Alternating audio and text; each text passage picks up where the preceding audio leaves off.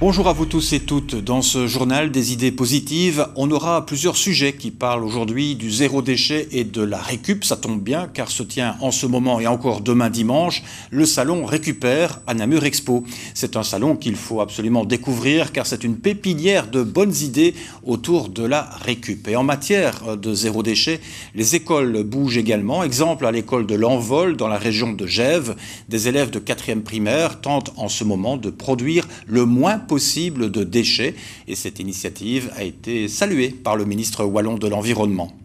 On a essayé pour cette semaine. Carlo Di Antonio écoute attentivement les trucs et astuces pour éviter de produire des déchets. Dans cette classe, le moins que l'on puisse dire, c'est qu'il est tombé sur de petits experts en la matière qui ne manquent pas d'idées. On peut essayer d'acheter en vrac.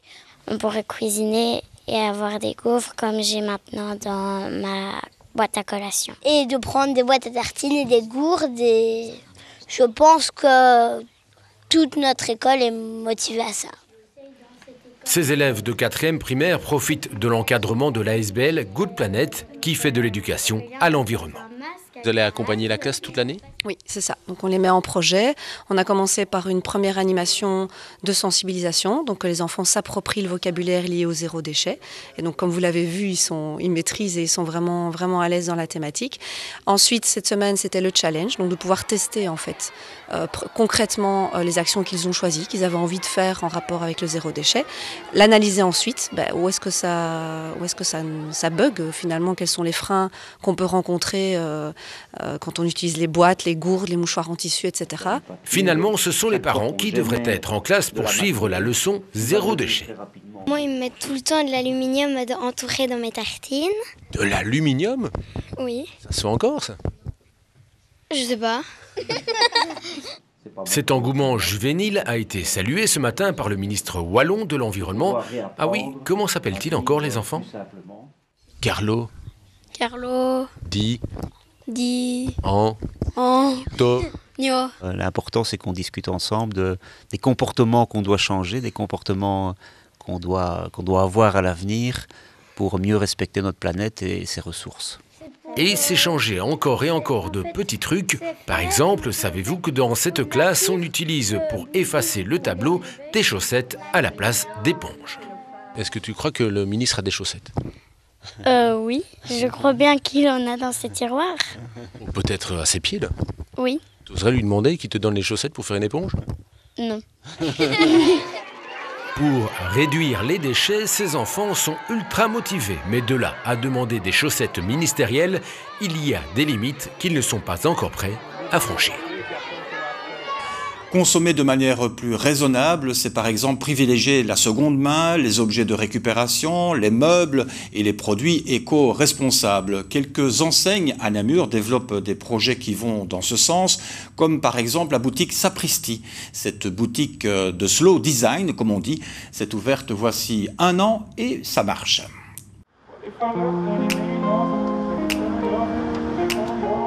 On s'y sentirait bien vite comme chez soi, tant l'atmosphère y est apaisante. Couleur pastel, meubles en bois, déco subtile et raffinée. Sapristi, c'est une boutique déco, slow design, avec des meubles et des objets choisis avec soin. Ils viennent de créateurs, de producteurs locaux ou étrangers qui répondent à une philosophie particulière. Prenons le temps de décorer notre intérieur, de cultiver une atmosphère douillette et confortable, comme dans un bon canapé. On a voulu vraiment proposer des produits de décoration, de lifestyle qui soient fabriqués de manière juste, éthique. Donc ça, c'est vraiment la condition pour rentrer dans le magasin. Au départ, on a cherché après les créateurs. Maintenant, ils viennent spontanément vers nous parce qu'ils ont entendu parler du concept de la boutique et de tout ce qu'on pouvait proposer. Et ils viennent vraiment automatiquement vers nous pour proposer leur création. Des créateurs qui aujourd'hui se présentent spontanément, c'est plutôt bon signe. Cela fait 1 an que la Sapristi, Sarah et Virginie, ont ouvert la boutique, qui continue son petit bonhomme de chemin d'ailleurs. Car si le concept est dans l'air du temps, il n'est pas forcément évident de durer. Sapristi, c'est un pari relevé et un pari sur l'avenir. C'est diversifié, on a lancé notre boutique en ligne au mois de juillet. Donc là, on commence tout doucement à avoir des achats en ligne et on va tout doucement aussi faire une publicité plus ciblée par rapport à ça. Donc il y a eu un travail qui a été fait à ce niveau-là. Il y a un travail qui est toujours en cours sur nos cartes d'identité produits. Donc là, de nouveau, on épure un maximum. On est en train de travailler là-dessus. Ce sont les petites gommettes qui permettent de savoir si on a affaire à un créateur belge, si on a affaire à une fabrication européenne ou si on a affaire à un objet de seconde vie, parce que c'est quelque chose qu'on a développé aussi dans la boutique. Et Sarah et Virginie proposent également des ateliers créatifs et des rencontres avec des créateurs. Certains sont namurois d'ailleurs. Ils seront mis en valeur à travers leur réalisation lors du salon Récupère. Tous travaillent à partir de matériaux de récupération. Donc on a notamment Zeste de Patine qui fabrique des bougies naturelles, donc avec de la cire de soja, une mèche en bois, mais aussi surtout un contenant qui est en forme de boîte de conserve récupérée. On a aussi Dear Design qui est un tout jeune créateur namurois qui lui est plus dans les luminaires. Donc il va chiner des petits sockets, des petites pièces de luminaires qu'il va ensuite rassembler sur des montants en bois de récup. Voilà des créateurs à découvrir chez Sapristi, donc, et il y en a beaucoup d'autres en magasin. Il ne tient plus qu'à vous d'emmener un petit bout de leur univers chez vous. Sapristi est également présent au salon Récupère, donc ce dimanche vous pourrez rencontrer les gérantes et certains objets présentés. Le bric-à-brac, ça c'est plutôt un nouveau concept de brocante. Vous louez une étagère pour y déposer des objets à vendre et c'est le Troc Store de Ciné qui se charge de la vente. Explication. En mai dernier, Geoffrey Beder ouvrait un magasin d'occasion, un Truck Store à Ciné. Le principe de ce type de commerce est simple, c'est celui du dépôt-vente. Une formule qui connaît un vif succès depuis plus de 35 ans. Les clients nous proposaient leurs articles en vente. On convenait ensemble du prix de vente, donc on exposait en magasin et quand c'était vendu, on payait le client simplement. Dans le système de dépôt-vente, 60% du prix de vente retourne au vendeur et l'intermédiaire prélève 40% de commission. Mais depuis début novembre, Geoffrey propose un nouveau service, la location d'espaces de dépôt, des étagères pour une durée déterminée. Le vendeur récupère alors 100% du prix de la vente de ces objets. C'est ce qu'on appelle le bric-à-brac, ça vient de France. On s'est dit qu'en louant les étagères aux clients, ils étaient libres des prix de vente, ça partirait certainement mieux, et c'est le cas. C'est donc un peu comme une brocante de rue, sauf que c'est le propriétaire du store qui se charge de la vente et de la partie administrative. Il s'y retrouve si ces prix de vente sont bien entendu corrects. On a certains articles pour lesquels on doit encore contacter les clients qui sont pour moi trop chers. Donc s'ils veulent récupérer au minimum leur mise, il va falloir qu'ils revoient un petit peu leur prix. La location se fait à la semaine, ça va de 6,30 € à 8 € selon la grandeur de l'étagère, pour un maximum d'1 mois, renouvelable s'il n'y a pas de liste d'attente. Pour le moment, Geoffrey propose 45 étagères à louer. On fait signer une attestation sur l'honneur, donc c'est une clause qui est reprise dans nos conditions générales de vente, comme quoi les articles ne sont ni volés ni saisis, qu'ils appartiennent bien entendu aux déposants. Le Truck Store Bric-à-Brac est ouvert tous les jours sauf le mardi et le dimanche. Le concept est neuf en Belgique et prêt à se développer. La récup, le seconde main, l'occasion, la brocante, c'est dans l'air du temps. La déconsommation a le vent en poupe. L'enjeu, c'est un peu la préservation de l'environnement et surtout la maîtrise de son budget. Vous connaissez très certainement le concept de la donnerie. En région namuroise, on parle de donnerie et dans la région de Virton, on utilise plutôt le terme de partagerie. À Dampicourt, dans la région de Virton, 3 habitants de la cité Soukou ont allié leurs forces pour former le collectif Genayo et elles ont mis sur pied une partagerie. Dans la grande salle de l'école de Dampicourt, les tables sont chargées de petits trésors, des jouets, des décorations de Noël et des objets par dizaines. Tous ont été apportés par de généreux donateurs soucieux de leur offrir une seconde vie. Ici, chacun peut déposer ce qu'il souhaite ou simplement chiner et emporter quelques trouvailles. C'est le concept de cette partagerie. On n'est pas vraiment dans le social, ce n'est pas, on ne veut pas que ce soit dédié qu'aux gens qui ont besoin. Je pense qu'on est vraiment dans le partage aujourd'hui, on a vraiment envie que ce soit ça. Derrière toute cette organisation, Yolande, Annika et Jennifer forment ensemble le collectif Genayo, une association de quartier récemment créée. Nous habitons toutes les 3 dans la cité Soukou, avec vraiment l'envie de partage. Ça, c'est dans notre ADN à toutes les 3, et faire plaisir aux gens.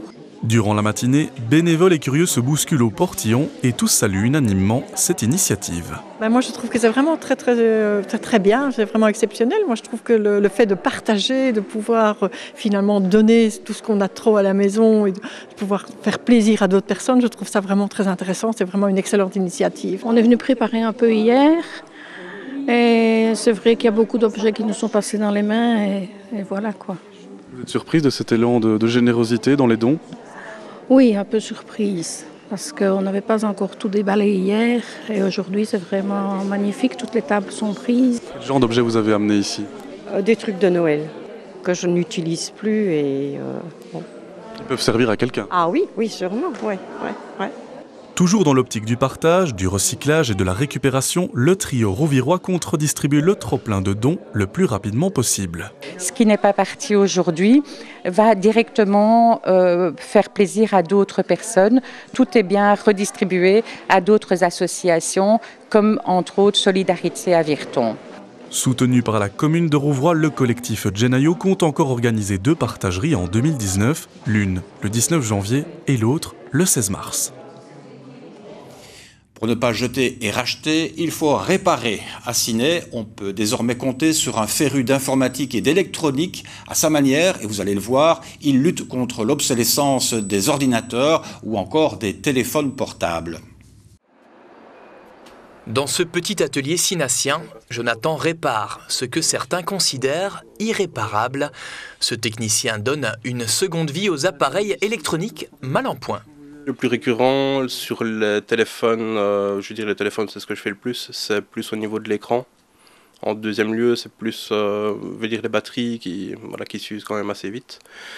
Et à part ça, c'est tout ce qui est informatique en général, les PC portables et tout ça. Donner une deuxième jeunesse, ça fait 5 ans qu'ils existent et qui n'ont pas été réinstallés ou quoi, donc ils sont très lents. Donc comme je vous dis, c'est super simple en fait. Vous avez l'écran qui est normalement ici, vous avez 2 vis à enlever. Et dès que vous avez enlevé les 2 vis, l'écran se déclipse tout seul. Et après, vous avez juste la connectique ici à débrancher. Cet autodidacte s'est lancé à son compte il y a moins d'1 an. Son but, lutter contre l'obsolescence programmée de certains appareils.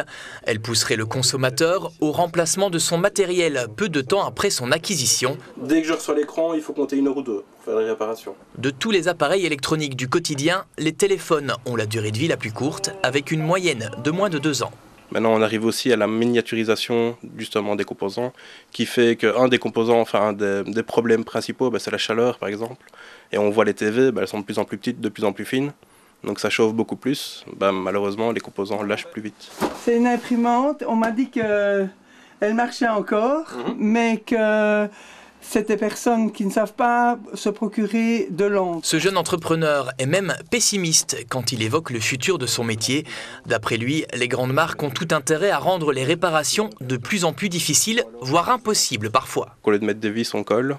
Et le fait de coller, et en décollant pour la réparation, on peut abîmer des pièces. Donc souvent, c'est même moins rentable de réparer que d'acheter un nouveau. Arcos ici qui n'a pas été réparé, écran cassé. Encore une fois, Arcos qui n'a pas été réparé, écran cassé. La technologie avance super vite.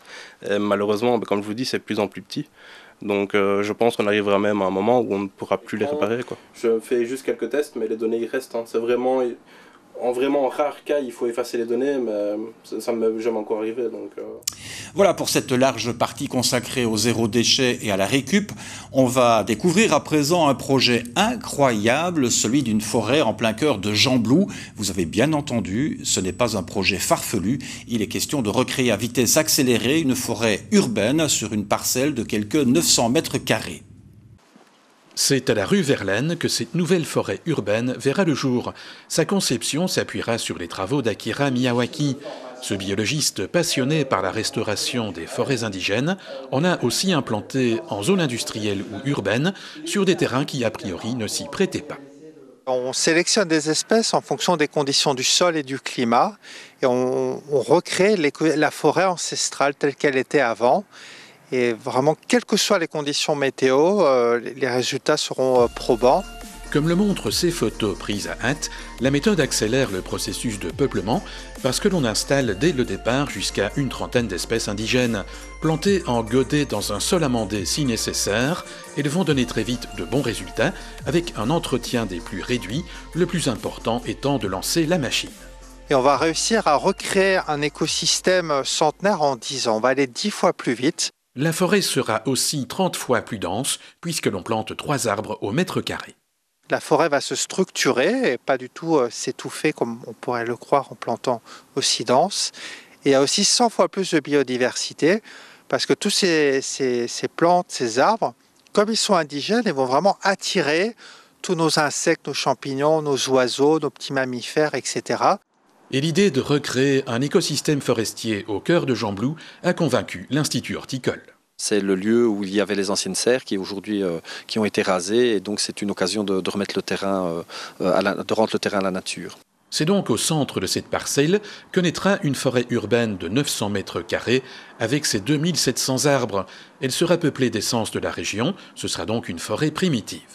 Donc on a le chêne, le frêne, le charme, le hêtre que tout le monde connaît et puis on a des plus petits comme des aubépines, des noisetiers et tout ça pour avoir au final une trentaine d'espèces. Des élèves par petits groupes vont avoir des activités sur le terrain pour étudier le sol, pour voir quels sont les plants indigènes à proximité et puis dans la suite la zone qui va être plantée va être répartie par classe et donc chaque classe participera à la plantation. Mais la méthode Miyawaki, c'est aussi la volonté d'ancrer les forêts urbaines dans l'économie réelle.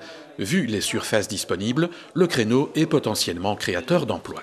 Ne fût-ce que déjà dans la production de plants indigènes, on a très peu de pépinières chez nous qui produisent des plants de chez nous. Il y aura plein d'étudiants, plein de jeunes entrepreneurs qui vont vouloir utiliser cette méthode et vraiment transformer notre milieu urbain. Et c'est vraiment trouver un meilleur équilibre entre économie et écologie.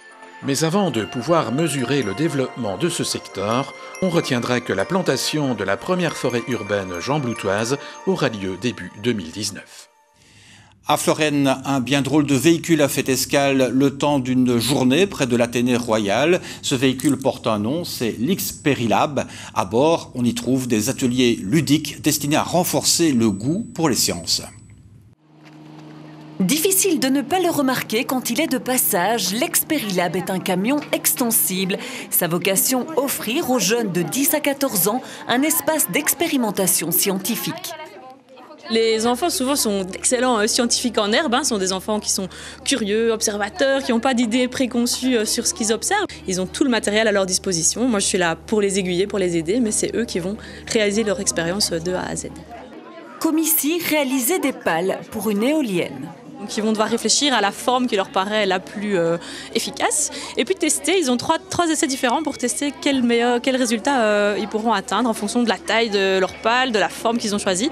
Et puis un élément important, ce sera évidemment l'inclinaison de la pale aussi, en fonction de la direction du vent. On mettra le ventilateur, ça tournera comme une éolienne.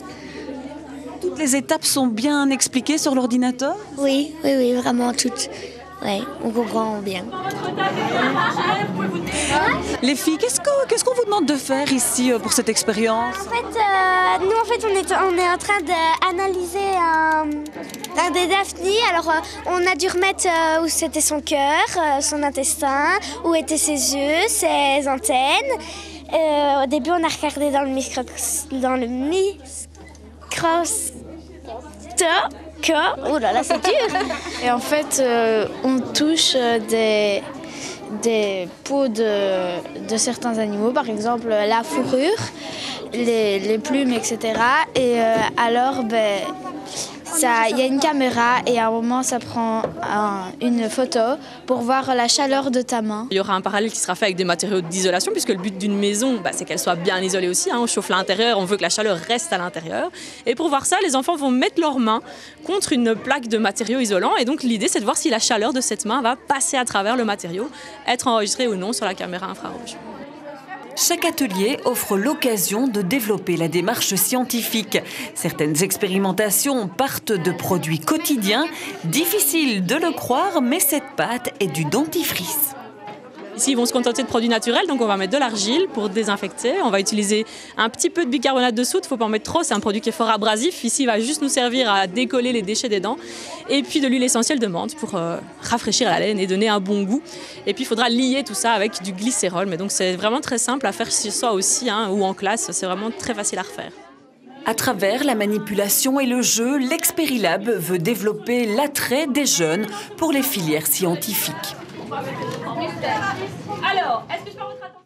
Musique à présent avec l'association namuroise Folknam Music Trad. Depuis 3 ans, elle organise un concours de composition et d'interprétation de musique folk et traditionnelle. Une quinzaine de groupes s'y sont inscrits et il s'agit là d'un événement unique en Belgique francophone. Violon, accordéon, cornemuse ou concertina, voilà quelques exemples des instruments joués lors de ce concours dédié aux musiques folk et traditionnelles, un style qui peut aussi dévoiler des instruments moins connus comme le boran.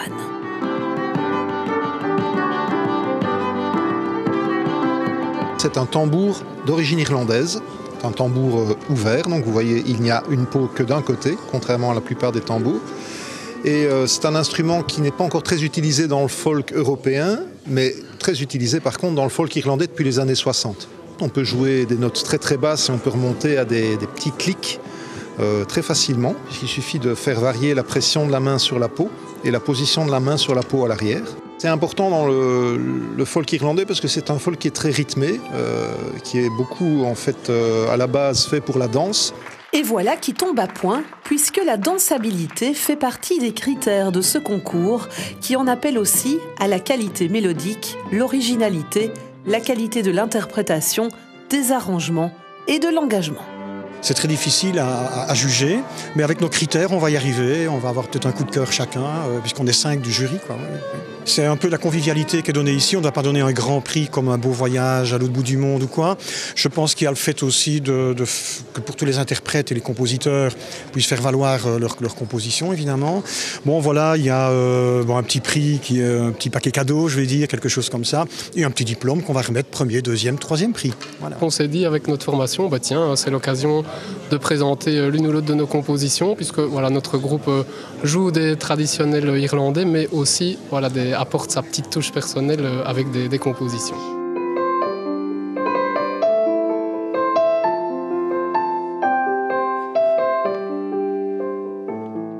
En fait, le concours, c'est vraiment génial. C'est une très bonne idée parce que ça fait revivre la musique traditionnelle. Et ça, c'est très important parce que sinon, la musique traditionnelle devient du folkeux. Et ça, à ce moment-là, ça se stabilise et il n'y a plus rien qui vit. Or, ici, il y a vraiment une intention créatrice en plus. C'est génial. La possibilité aux interprètes, des créateurs, d'interprètes aussi, de pouvoir faire la musique et la diffuser, c'est génial. C'est vraiment une très, très bonne initiative et j'applaudis de deux mains. Regardez. Voilà. Applaudir et danser, voilà qui sera encore possible avec l'association Folknam Music Trad qui organise au Cinex un bal folk tous les premiers vendredis du mois. Autre rendez-vous du genre pour le Nouvel An avec un réveillon que la SBL organisera cette année pour la première fois. Et pour connaître les détails de ces rendez-vous, vous allez sur le site internet de l'association folknammusictrad.be. Et c'est ici que l'on referme ce journal de l'actu positive. Si vous aimez ce journal, faites passer l'info autour de vous. Samedi en plus, c'est tous les samedis à 18h. On se retrouve donc la semaine prochaine. D'ici là, portez-vous bien. Au revoir.